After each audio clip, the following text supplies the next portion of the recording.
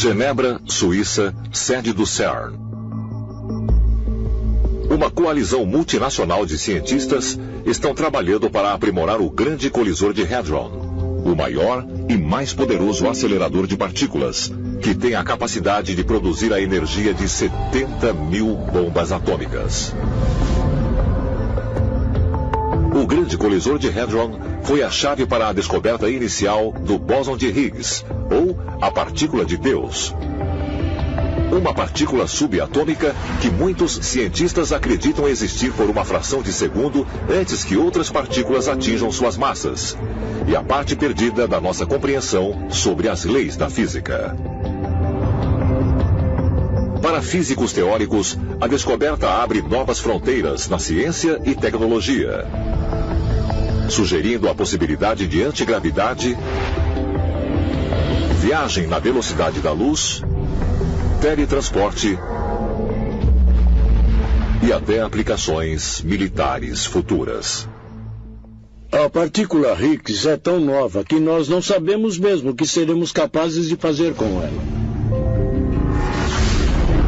A primeira pessoa a referir o bóson de Higgs como a partícula de Deus foi o físico ganhador do Prêmio Nobel, Leo Liederman, que também comparou o uso do Grande Colisor de Hadron à construção da Torre de Babel para alcançar o reino de Deus.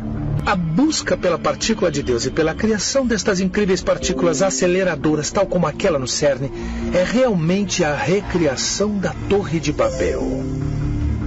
A Torre de Babel parece ter sido a primeira tentativa da humanidade de atingir os buracos abertos do paraíso para abrir os portais estelares e os buracos negros. E esses buracos se transformaram em portais que permitiam a entrada dos extraterrestres. Podemos essencialmente chamar de magia negra e satanismo. Eu acho que se envolveram com coisas que não deveriam ter mexido. Existem muitos especialistas aí fora que acham que as forças demoníacas são de fato extraterrestres. E eles podem ter aberto uma entrada, um portal para se comunicarem com essas coisas.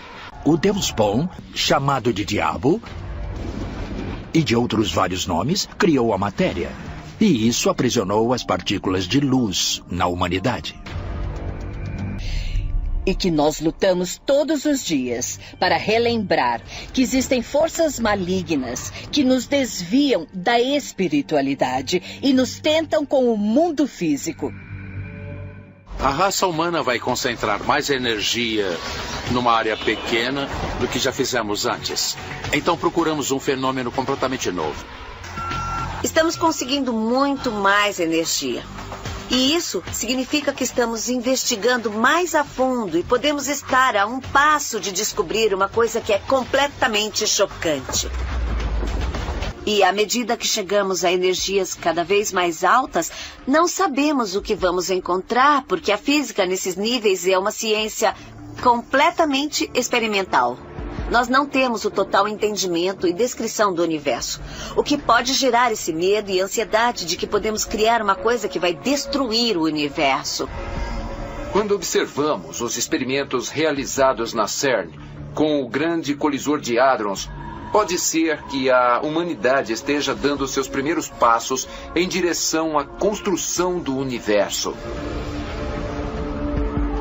Estamos manipulando a matéria no nível subatômico e literalmente dominando as forças da criação. Estamos entrando num território enorme e desconhecido. Vamos testemunhar eventos que nenhum outro ser humano já testemunhou em escalas de densidade de energia que nenhum ser humano foi capaz de criar antes. Isso é muito empolgante. Quem sabe o que vamos encontrar? Com a promessa de mais poder, com o colisor atualizado funcionando nos próximos anos, os cientistas estão esperançosos de que a humanidade vá dar ainda mais saltos tecnológicos na compreensão de como o universo funciona. Quando eles terminarem a atualização, ele será 13 vezes mais poderoso. Então é um enorme aumento de energia. Nós nunca tivemos uma máquina que pudesse operar nesses níveis de energia. Mas a questão é, corremos o risco de abrir algo que nós não queremos. Será uma caixa de Pandora? Talvez mais provas possam ser encontradas ao examinar antigos textos que descrevem a chegada das forças malignas à Terra. Monte Helicon, Grécia Central. No sopé desta montanha, o poeta Hesíodo do século VI a.C. afirmou ter feito contato com 9 musas, filhas imortais do deus Zeus, que, segundo a mitologia, concedeu o conhecimento e a arte aos humanos. Hesíodo compôs poemas inspirado por essas musas, inclusive o que pode ser considerado o seu trabalho mais importante, A Teogonia e a Infame História da Caixa de Pandora. Quando o Titã Prometeu roubou o fogo dos deuses e o entregou aos humanos, Zeus não ficou nem um pouco feliz. Ele queria vingança. Então, o que ele fez foi encomendar a Hefesto a criação de Pandora, a primeira mulher. Depois, ele deu a Pandora um pito, isto é, um jarro que continha todos os males do mundo. Nós chamamos isso de caixa, mas em grego é um jarro. E a Pandora recebeu ordens de não abri-lo. E é claro, ela abriu. E então todos os males foram liberados no mundo. Essas forças malignas são às vezes encarnadas por demônios. E às vezes esses demônios são deuses. E às vezes podemos dizer é uma mistura de monstros e deuses. Mas todas elas são as forças dos eventos negativos do mundo. Zeus queria contrabalancear o fato de que eles tinham essas coisas boas, que eram injustamente, na opinião de Zeus, concedidas aos humanos. Então, é uma explicação que atribui a existência do mal à responsabilidade das deidades, dos deuses. As pessoas acreditaram que a história de Pandora era de fato verdadeira durante muito tempo e que esses deuses extraterrenos, controlavam a sociedade humana. Pandora foi aquela que libertou entidades ou seres que fazem essas coisas acontecerem. A caixa em si pode ter sido algum tipo de portal. Então, ao abrir a caixa, pode, na verdade, ter surgido um portal, por onde uma gama variada de sórdidas entidades, seres espirituais ou vida extraterrena potencialmente foi capaz de passar e chegar à Terra.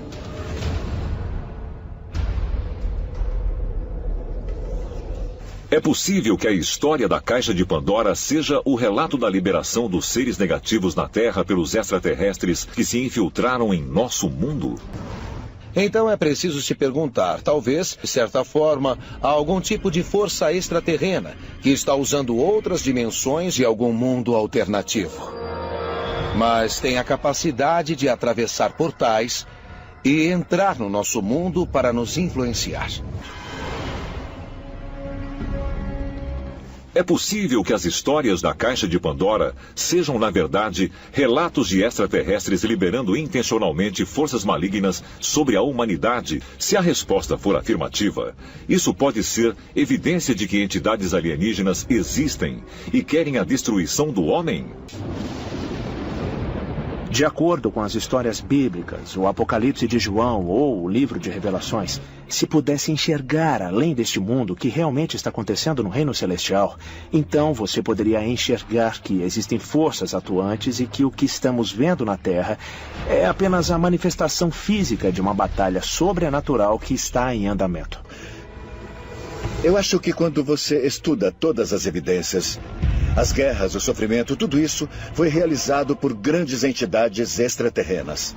Eram chamados de deuses na Mesopotâmia e também no Egito. E depois isso se transformou em anjos e forças de Satã. Hoje nós os chamamos de extraterrestres, mas é de fato a mesma coisa. Deus é claramente uma entidade que não é desta terra. E por definição, um extraterrestre. De onde é que ele vem? Nós precisamos reconhecer que quando os antigos estão falando de Deus, não há outro termo que nós possamos usar para descrever essas experiências a não ser como extraterrestre. Quando você olha para a história da Torre de Babel, é essencialmente uma história da humanidade desenvolvendo tecnologia e sendo como os deuses, sendo como nossos criadores extraterrestres. E, portanto, a humanidade estava, de algum jeito, prestes a alcançar um nível tecnológico. De outra literatura que nós temos, paralela à Bíblia, uma história muito mais profunda é contada.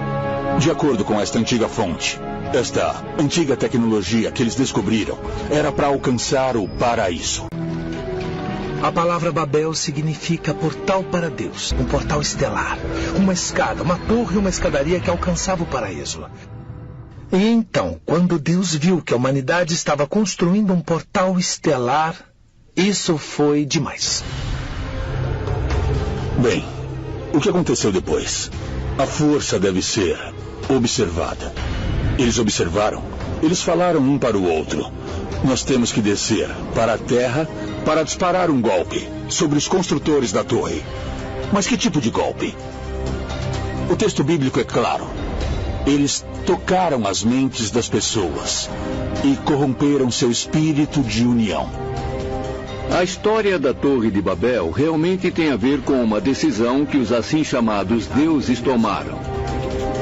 Os seres humanos não deveriam apenas falar línguas diferentes, mas deveriam também lutar um contra o outro.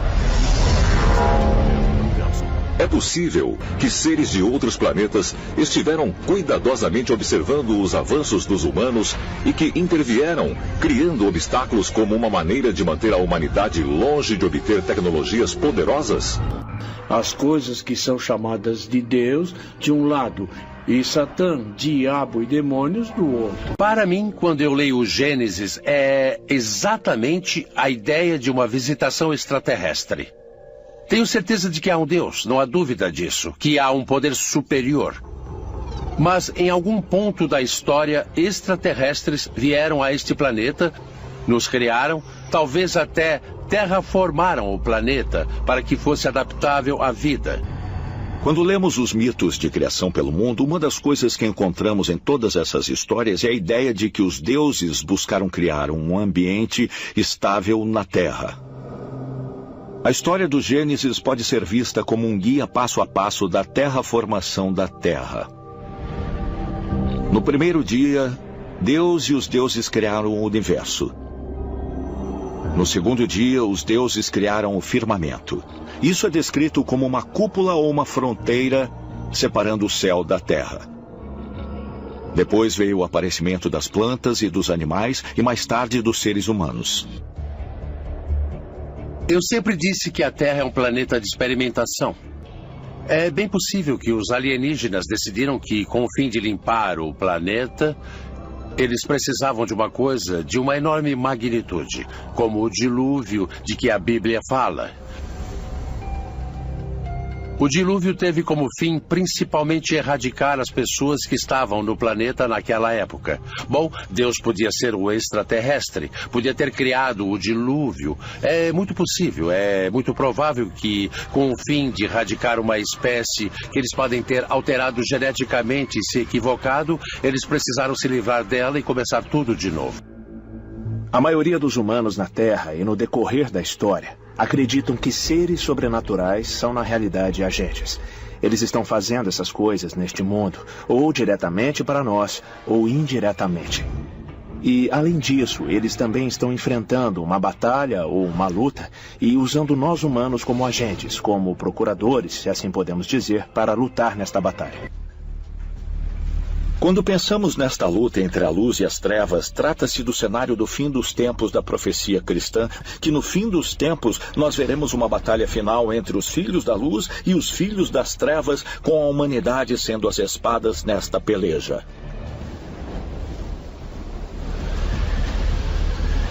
A profecia bíblica é clara. Nós reintegraremos com nosso destino universal uma restauração dos nossos elos do céu e da terra. O que significa um elo e união extraterreno e terreno. E quando o Messias vier, ele surgirá com um exército. Ele virá de algum lugar desta terra. A maioria acredita que seja dos céus. Como nós denominaríamos um exército invasor vindo dos céus? Não chamaríamos de um exército de anjos. Chamaríamos isso de uma invasão extraterrestre. Os seres humanos são, na verdade, soldados em uma guerra cósmica entre o bem e o mal? Se isso for verdade, nossas experiências com as forças da luz e das trevas ajudaram a nos preparar para a batalha final, a que nos reunirá com nossos criadores extraterrenos? Ou nós nos acharemos lutando contra essas forças? A ideia de que estamos vivendo o final dos tempos, não necessariamente o fim do mundo, mas o fim de um mundo, é global. Segundo alguns pesquisadores e estudiosos, este é o dia em que o mundo chegaria ao fim. Se todos os povos da Terra puderem se unir e viver mais em harmonia consigo mesmos e com o planeta, não haverá uma grande destruição. E dependendo de como você interpreta o encontro no roteiro, estamos exatamente nele. Mesmo a Bíblia cristã prevê com detalhes um terrível apocalipse de fogo.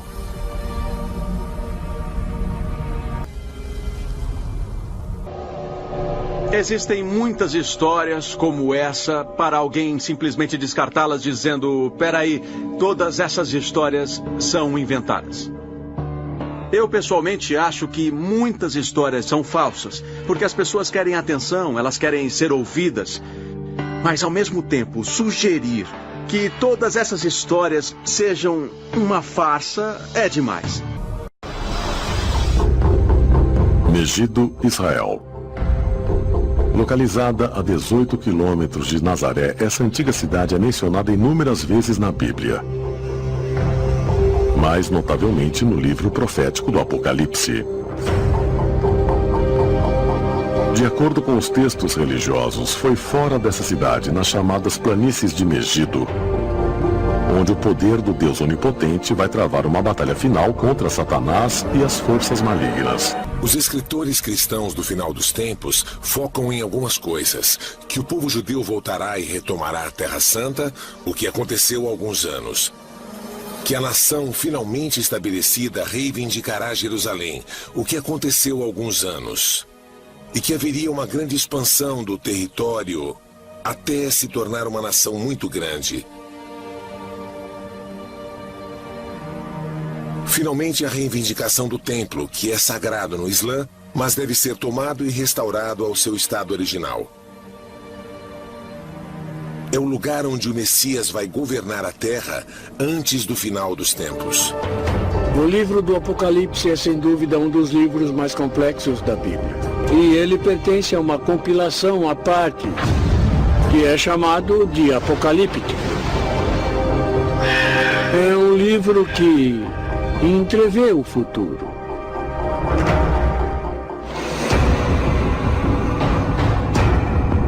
Ali há uma batalha que será travada em um vale em Israel, que se chama Megido, ou Har Megido. Portanto, Armagedon conforme o termo. O próprio Satanás reunirá os exércitos do mundo em Megido para lutar contra Jesus Cristo. Satanás assume uma aparência mais física. Usa diversas tecnologias para escravizar cada vez mais a humanidade. E, por fim, ele se transforma basicamente em uma força geopolítica, essencialmente um ditador do mundo todo. O livro do Apocalipse descreve ainda que essa batalha será travada no céu e na terra. Os anjos vão descer do céu. Os demônios vão se espalhar por toda a terra para fazer uma destruição com espadas de fogo. E o Deus Todo-Poderoso vai fazer cair a devastação sobre a terra. O livro do Apocalipse é um documento bem assustador se o estudarmos e ficarmos pensando que essas coisas podem acontecer. Quero dizer, Se você olhar para o que acontece no livro, temos cataclismos na Terra, temos terremotos, chuva de fogos sobre a Terra, anjos batalhando no céu. E depois, repetidamente, temos Satanás voltando. Ele ficou arrogante e perdeu a sua posição celestial. Ele foi expulso dos céus e caiu. Satanás comanda um exército de demônios unidos em uma busca de vingança para destruir a humanidade. O Satanás é a fonte da tortura, da morte e da destruição. Satanás é retratado como o inimigo de Deus, que tenta destruir as pessoas boas para fazer com que elas se tornem ruins, impedindo-as de serem salvas e de irem para o céu, de modo que possam ir para o inferno, onde ele está no comando. Mas será que essa profecia bíblica não é uma previsão do final do mundo, de cataclismo e de guerra? Haverá uma interpretação ainda mais profunda? O livro do Apocalipse nos fornece algumas das mais claras representações do que muitos modernos chamariam de atividade extraterrestre. Pense nisso. Temos seres sobrenaturais que voam através do cosmos, tocando trombetas, lançando fogo sobre a Terra. Temos um grande conflito entre a luz e as trevas, entre o bem e o mal. Há um dualismo cósmico acontecendo, que envolve no final a reafirmação da autoridade divina sobre aqueles anjos rebeldes que tinham se perdido há muito tempo. Combate extraterrestre? Será que o livro bíblico do Apocalipse realmente pode estar se referindo a uma guerra galáctica? Uma aposta sobre o destino final da humanidade?